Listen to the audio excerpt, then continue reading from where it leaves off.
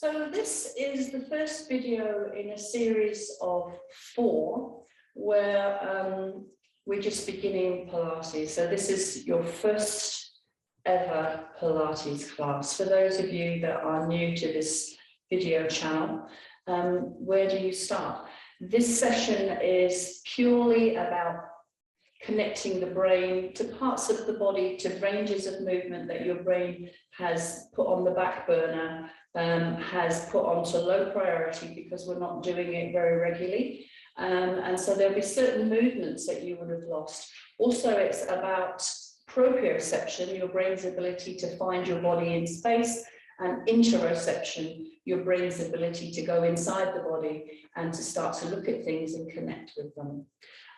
These are very important things that we have lost because of modern day living, sitting at computers, sitting at desks, sitting in cars for too long, a whole range of things that we're doing that is disconnecting us from our healthy, balanced body and taking us into unusual postures, and the brain not really talking to muscles in the way that it should do because we're sedentary and we're living habitually unhealthy patterns. So you come to the studio for the first time, you've never done Pilates before, where do we start? Well, first of all, I think I'm going to start with you with your vagus nerve, because for all of us now, for the last 2 years, we've been living in a very unhealthy, unnatural world where we have been bombarded with information, with fear, disconnected from the tribe and from the village and from the people that we're usually connected with. Just so many things that have damaged us on so many levels, but what it has done is it's put us into a perpetual state of fight or flight over and over again, listening to the radio, listening to the television, listening to people's conversations. All these things have taken us out of that lovely balanced state that we should be in most of the time and put us into a position of anxiety, unease, disease, and just taken us out of the place that we should be. So when we do exercise, if we approach it from the very beginning by looking at our vagal nerve, we bring ourselves into a state where our body is in agreement and is receptive to improving and to moving forward. So if you're, the vagal nerve has got 3 branches, so this is called the polyvagal theory. We used to think the vagal nerve was one nerve, and it was one of the 12 cranial nerves that comes down through the brain stem, into the face, ears, mouth, into the heart, lungs, into digestion, reproduction. So everything from here to here has influence through the vagal nerve. So they're finding now that the vagal nerve has 3 branches. So the ventral vagal nerve is the one at the front of the body, and that is the one that is socially engaged, it's happy, it's balanced, it's seeing, it's hearing, it's digesting, the heart rate's normal, the breathing's normal, reproduction, all working normal, hormones working normally.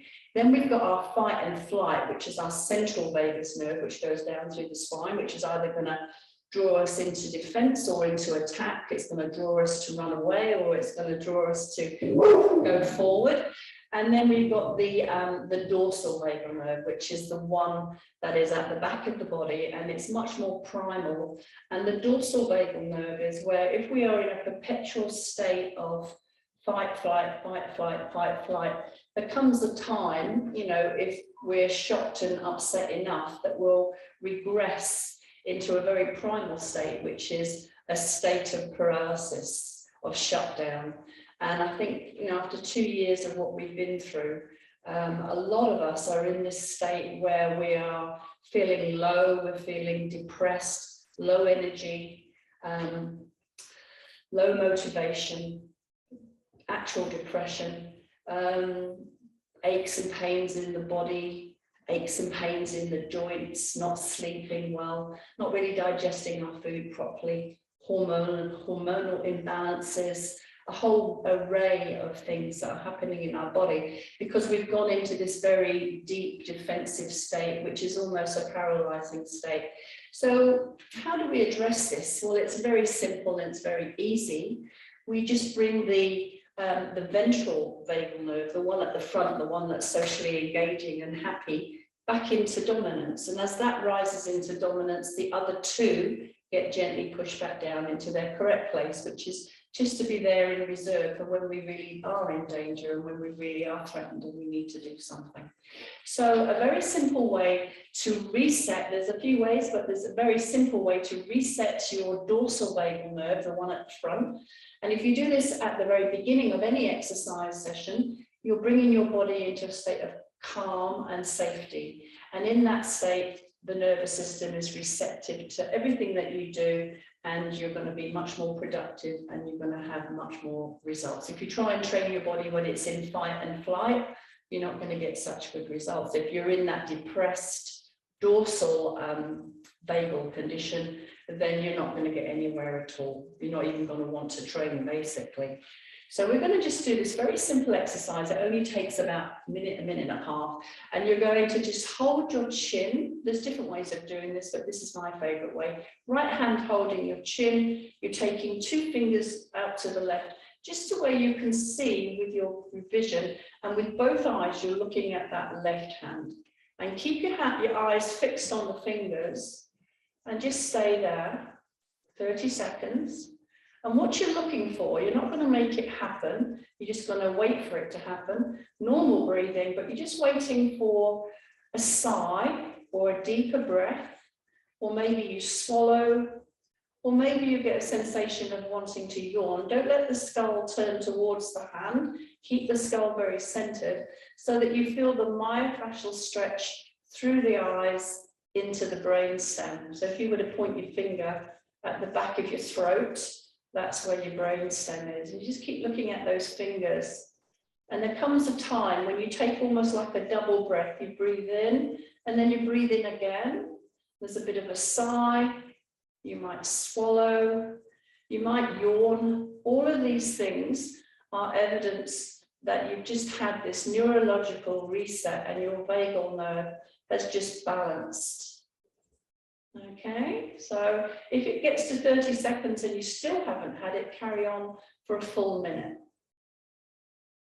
So we just relax. So once you've done that, just give yourself, cover your eyes, just give yourself a moment, just let your brain assimilate that. If there's any feelings of disorientation, you can do this lying down on the floor. And they do suggest that the first few times you do this, you do it lying down. Because some people get quite a strong reaction the first time they've ever done this. So just holding the chin, left hand, 2 fingers of your right hand just into your peripheral vision. And without moving your skull, you're looking over to the fingers. You keep your eyes fixed on those fingers. If you find it hard to focus, just wiggle the fingers. So that gives your brain something really to look at. So sometimes you start to daydream and before you know it, your eyes have drifted. So just do what you need to, wiggle the fingers if you need to. How often do you do this? Maybe you do this once a day. And then gradually, as you feel more and more balanced, you can do it once a week. And then just as you need to, when you feel a bit stressed, when you feel a bit out of balance. I like to do it whenever I remember because we're getting stressed and challenged every day. So it's just nice to bring yourself back into this optimal, calm, safe state. So that's about 30 seconds. I was talking, so I missed my yawn, but it was in there. And then just gently relax, come back into center, roll the shoulders, and then just close the eyes, give yourself a moment. So when you do this, you'll notice when you've done it, your neck feels more relaxed, your shoulders more relaxed, your breathing is more regulated, your heart rate is steadier, you feel calmer, you feel peaceful, and you're just in that perfect state of mind now to do something new. So we'll go back to what is the beginning of your very first Pilates class. Just stand with your feet at hip space. Joseph Pilates called the torso the box, the long box. So your feet want to be lining up with the box. So you want to be lining up through the shoulders, through the hips and knees and the ankles. That's a nice stance. And then just soft in the knees. So you're not pushing into the back of the knees. The knees are soft and relaxed. And to begin with, we're just going to focus on the shoulder girdle. So basically our body's got two groups of muscles, the shoulder girdle, the pelvic girdle. And we're going to strengthen and balance both of them, and then bring ourselves into a more unified, strong core, moving from a strong center. So we're going to take the hands to the front of the body, and we're just going to float the arms out to the side, turn the palms up level with the top of the shoulders. In this exercise, you don't want to be up here. You want your thumbs sort of just below the level of your shoulders, so that these muscles coming from the shoulders into the neck, trapezius, are not overworking over time. So now you have to use what's called interoception. You're going inside your body with your brain, and you're looking at your shoulder blades from the inside. And I want you to see if you could keep your hands in this position and just draw your shoulder blades down toward your heels. And just notice that movement. How does it feel in the neck, in the shoulders, biceps, triceps, upper back muscles, shoulder blade muscles? So there's your shoulder girdle working, chest muscles, all working together, and then just release. So this shoulder girdle is a corporation of lots of different muscles, all with their job to do, all working to stabilize your upper spine, your neck, your shoulders, your arm movements, breathing, thoracic extension and flexion. So float the arms again. Have the thumbs just a little bit lower than the shoulders, not too bent in the elbows. Think of your arms as long wings, and you're going to slide your shoulder blades down toward your heels. And just take stock of how that feels in the brain. And then breathe and relax. When I do this in the studio with clients, it's the most common movement for people to forget how to do it. They don't do this movement often, and so the brain puts it on low priority. So a good thing to do would be to get somebody to stand behind you and put their hands on your shoulder blades so that you become much more aware of your shoulder blades. So you're using proprioception, where you can feel the touch of the hand, and interoception, where you go inside your body with your brain so that you can connect with the shoulder blade to pull it down.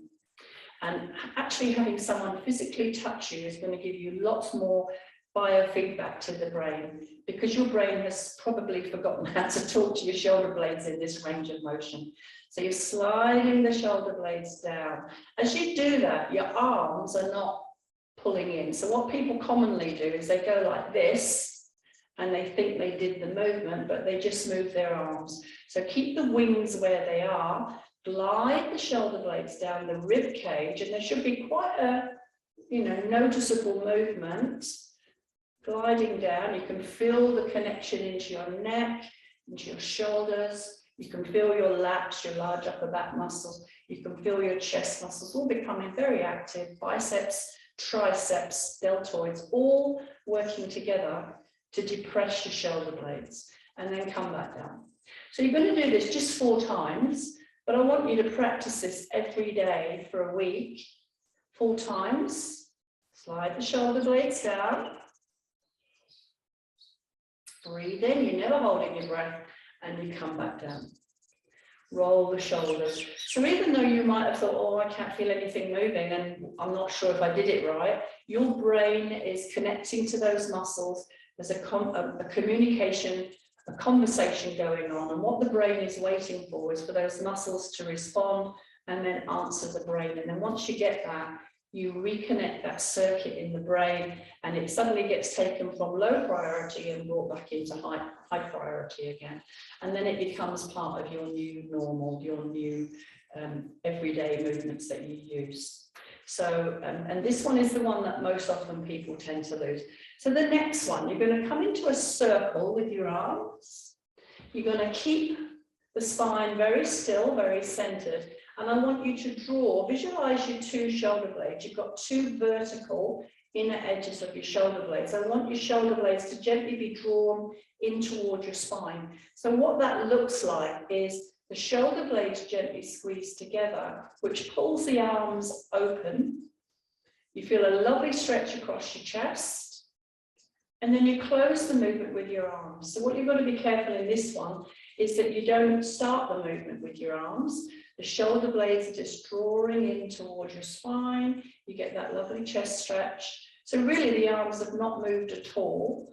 They're hinging at the shoulder blade and they're just staying in that nice long gentle curve. And then you close the fingers to finish the movement. So as you do this, you're contracting your upper back muscles, your rhomboids, your trapezius, and you're stretching your chest muscles. So this movement's called retraction. You're retracting your shoulder blades. Make sure your neck doesn't crane forward. These are things that you might do wrong. You're only going to do it 4 times. And the other thing people do wrong is they go from that long curved arm to a bent elbow and draw back. So the arm should be just staying exactly as it is and just moving through that line. And the movement's in the shoulder blade, not in the arm muscles. So just do a few shoulder rolls and then turn your head. You'll notice that you're becoming quite aware of your neck muscles. So the neck muscles are probably the weak link in the shoulder girdle group. That's where all your tension is and that's where your stress is building up. So by doing these muscles and working on the deep stabilizers of your neck, you're going to bring your neck into a lovely balanced state. So the next one is called protraction. You're going to make the circle again with your arms.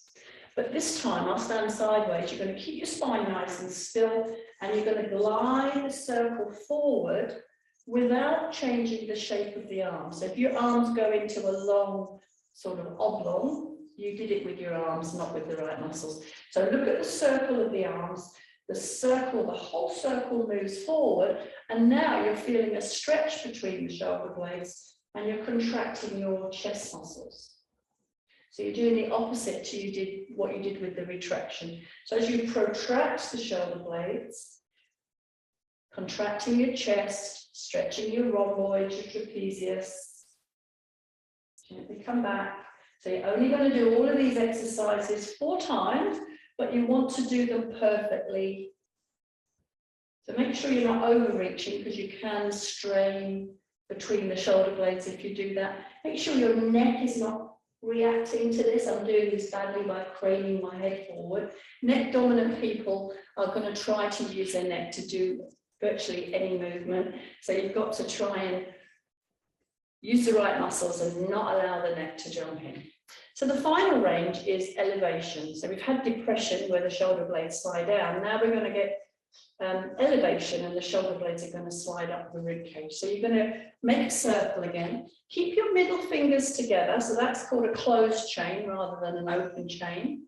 So you could float the arms like this. That's an open chain movement, but we want to do it with the middle fingers together, closed chain. And you're going to just take a nice big deep breath in and you're going to float the arms above the head. And then you're going to see if you could stretch the circle upwards. The circle might slightly change its shape, but keep those middle fingers together. Feel the stretch on the underside of your shoulder blades, those deep muscles under the shoulder blades, and then come back into your middle position, neutral, and come back down. So we do that again. We float the arms, add an in-breath, so you've got lots of oxygen as you float the arms. And then the shoulder blades are gliding up the ribs. Come back down into the neutral position, the middle position, and come back down. So make sure you take that deep breath before you begin the movement. So you're not working with oxygen deficit. Normal breathing, and the circle glides upwards and you feel the stretch under the shoulder blades. You come back into your middle position. You come back down. So one more time. Nice big deep breath in as you float the circle. You glide up, up, up. You come back down into neutral and you come back into the body. And again, just move your neck. So those 4 ranges, depression, retraction, protraction, elevation, are the 4 ranges that your shoulder girdle can go through. And if you practice that 4 times on each movement every day for a week, you'll start to notice that the whole of the shoulder girdle is becoming more balanced. Your neck is feeling freer. Your shoulder range is improving. Your thoracic extension and flexion is improving. Your breath is improving. Your posture is improving. So that is where you start with your first session. So we're just going to add in a little bit more, which would be just start to address some of the lines of connectivity through the body. Have the feet quite close together. Just rock forward and feel the weight in the balls of the feet, the front of the feet, and then gently sway back and feel the weight into the heels of the feet. And just go from forward to back, to forward, to back. It's handy to go to extremes because then I want you to come into the middle position. Just take a note of whether you could roll the feet outwards or you could roll the feet inwards. Outwards and inwards, outwards and inwards, and then come into the middle. So you're neither forward or back, you're neither turned out or turned in, you're just in that nice, perfect stance. A little bit of softness in the knees, and we're going to just get a sense of pulling up through our pelvic floor. So we think of that pelvic floor as like an elevator with 1, 2, 3 floors. And so regardless of whether you're male or female, we've all got pelvic floors, and we can all create a sensation of pulling up from underneath between the front passage and the back passage. So you're pulling up gently, you're not clenching your bottom, but all the muscles that are on the underside of your pelvis, between your pubic bone, your tailbone, and your 2 sit bones, those bones at the bottom of your bottom, you just get a sense of pulling up. And it's just a very slight sensation. And as the muscles pull up, we call that floor 1. So floor 1 is a nice start to just getting engaged in the powerhouse in the low part and transversus and your low back muscles. You could also take your belly button and you could pull your belly button sort of halfway upwards, halfway back up the back of the rib cage. So if you think of a diagonal line through your belly button to sort of the middle of the rib cage, you're pulling your belly button gently upwards and backwards towards the back of the ribs. So if you combine that with the lift of the pelvic floor and the belly button pulling towards the back of the ribs, you'll notice as you pull your belly button towards the back of the ribs that your lift lifts up a bit higher as well. So your diaphragm and your pelvic floor, they work together, they're reciprocal with each other. The diaphragm is like a big trampoline and the pelvic floor is like a small trampoline, and the pressure within the body and with the breath is causing them to pull up together and push down gently together. And in doing that, both of them stay nice and healthy and nice and toned. So pull up through the pelvic floor, through that pelvic lift to floor 1, pull your belly button to the back of the ribs and feel that extra lift in your pelvic floor. Now your powerhouse is nicely active. Drop your chin with your knees a little bit soft, you're just rolling down to wherever you feel comfortable. So maybe that you need to support yourself and put your hands on your thighs. I'll do this sideways so you can see. So maybe your back's really tight and you need a little bit of support. Maybe you can put your hands on your shins. Maybe you can let your hands hang. That's up to you, how it feels in the back of the body. Maybe you can touch the floor. Touching the floor is not a good indication of flexibility. So don't feel you have to touch the floor. Listen to how it feels in the back of the legs, in the bottom, calves, hamstrings, bottom muscles, low back. Take a breath into 360 degrees, expand your ribs. So just doing that is a lovely stretch for your body. And then as you breathe out, draw your sit bones, the bones at the bottom of your bottom, draw your sit bones together to contract your pelvic floor, tuck your tailbone under. Come up through the spine, 1 vertebra at a time, and then you're going to arch gently backwards. And so it sort of looks like a capital Y. So you don't want to be out here. The Y is up here. You're pulling your belly button to the back of the ribs. Keep your chin slightly tucked and just gently arch backwards. And then lift your heart and take another breath in. And as you breathe out, bring your chin down, bring your arms down. Roll the shoulders, move your neck. So we'll do that again. I'll stand sideways. So your knees are soft. You're pulling up to that first floor in the lift. You're pulling your belly button to the back of the ribs. You're dropping your chin.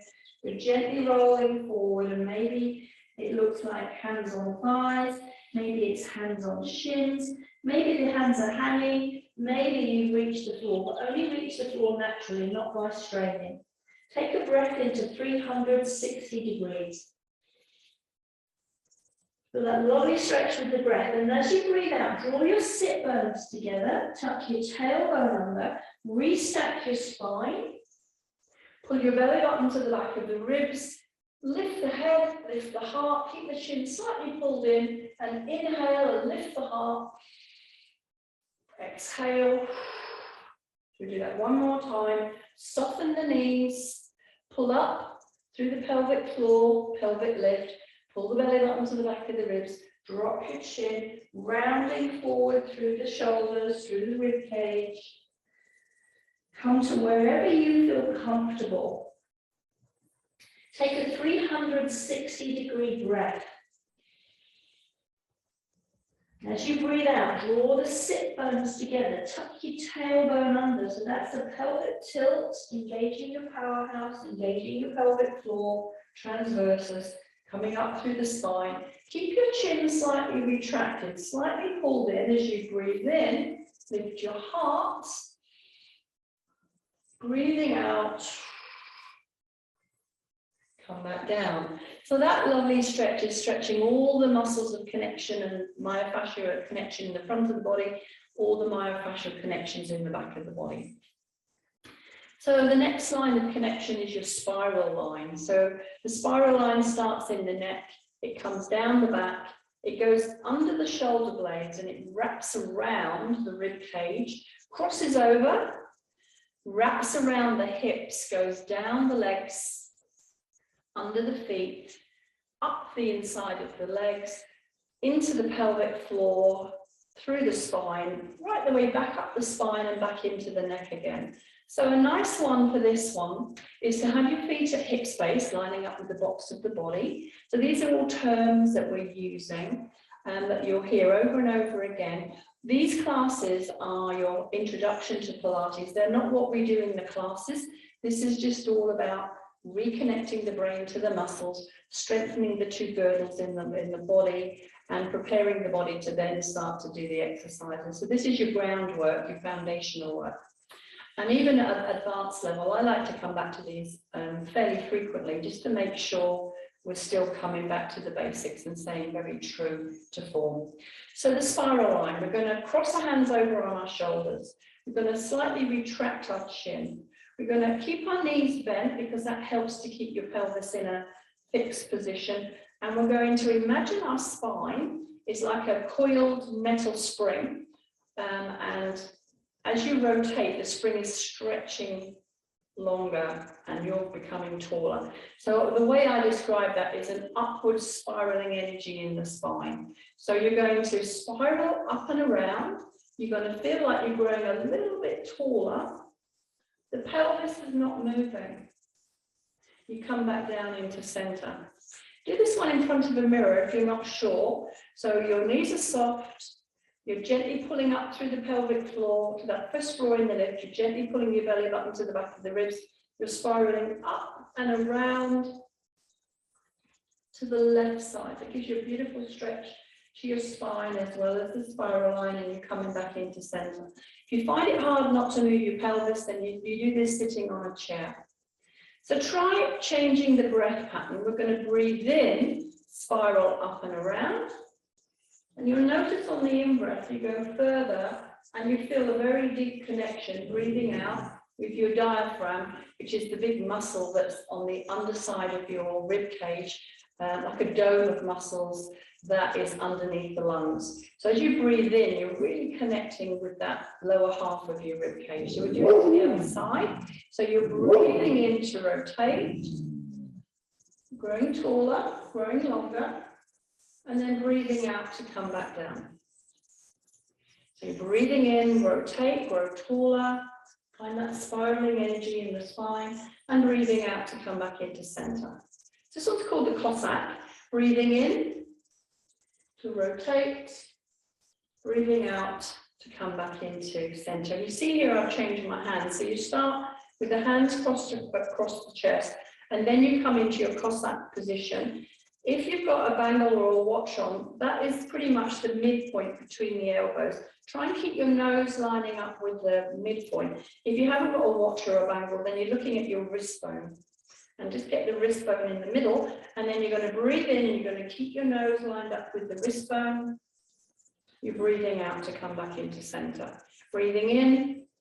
So in the beginning, in the first few classes, the most important thing is learning how to keep your pelvis fixed, not moving. So your knees are soft, your hips are like headlamps on a parked car.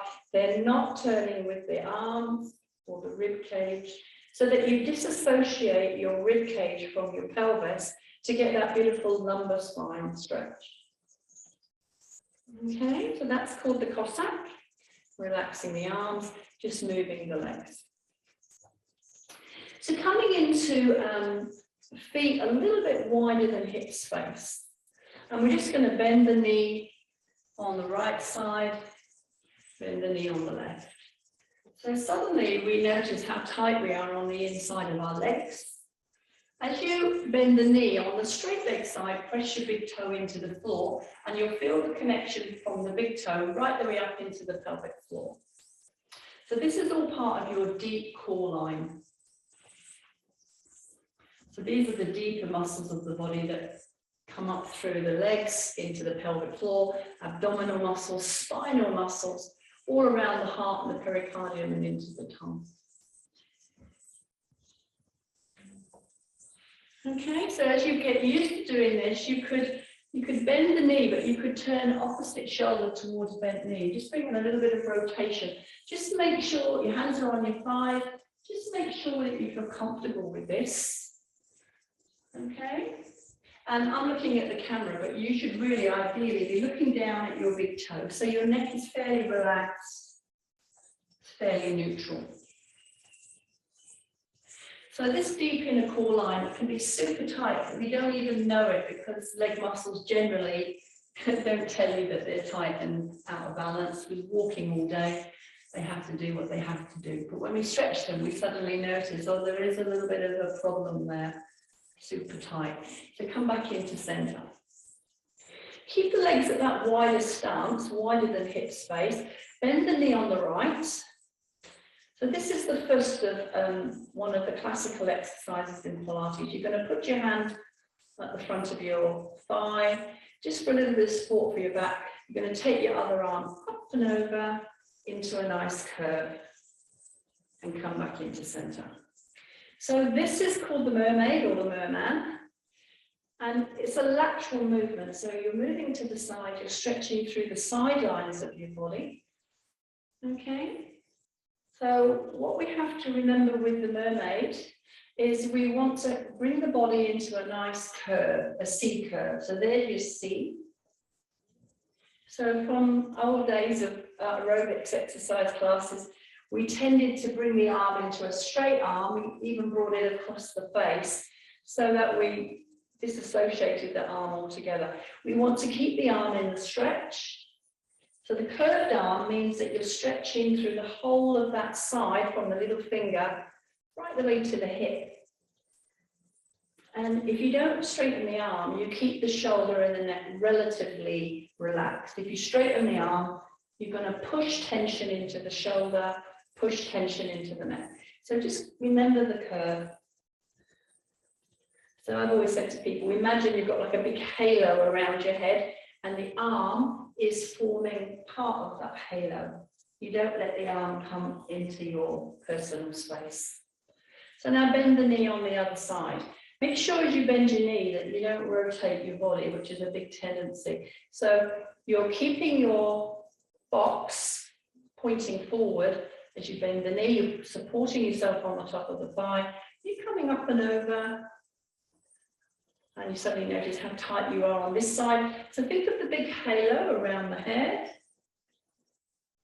You're not bringing the arm across. You're not bending and straightening the legs as you do this. You stay very fixed in the legs so that you can create a stable movement for the spine. If you're moving in and out of it, there's too much information and you might be overworking.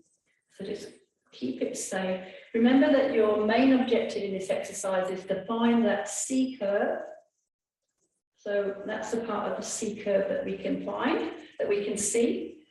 The other bit is just, you know, imaginary, because you've got your hand on your thigh. You want to feel that you're opening the space between the rib and the hip on that stretching side. So you're disassociating your rib cage from your pelvis again, but this time the disassociation is in a lateral movement, not in a rotational movement. So all of these movements are really important for spinal health. So my thoracic spine is stretching, my lumbar spine, even into my sacrum is all getting a lovely stretch. Last one. And come back into center. So from here, you would walk your toes in, your heels in, your toes, your heels, and you come back to just standing. So this is the first lesson in Introduction to Pilates. If you want to, if you're keen to, you can now go and find the second class, which takes you into the second half of this movement. And I'm going to do 4 altogether, progressing you so that eventually you're ready to do that first beginner class that's on my website. And you can keep coming back to these for reference as well.